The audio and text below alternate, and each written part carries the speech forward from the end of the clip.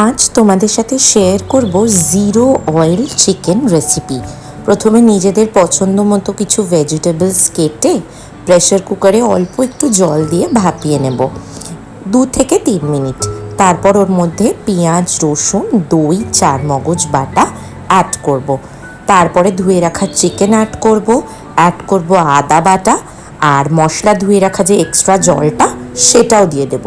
তারপরে স্বাদ মতো নুন, অল্প একটু মিষ্টি, আর দিয়ে দেব গরম মশলা গুঁড়ো। আর হ্যাঁ, ফোড়নে আমি দিয়েছিলাম তেজপাতা, দারচিনি, এলাচ আর গোটা গোলমরিচ। তারপরে সব কিছুকে খুব সুন্দর করে মিক্স করে নেব। আমি দিয়েছিলাম আলু, পেঁপে, গাজর আর বিনস। যাই হোক, তারপরে সব কিছুকে ভালো করে প্রেসার কুকারে আটকে দিয়ে দিতে হবে সিটি। তাহলেই রেডি হয়ে যাবে সুন্দর এই জিরো অয়েল চিকেন স্টু। ভিডিওটা ভালো লাগলে সাবস্ক্রাইব করো।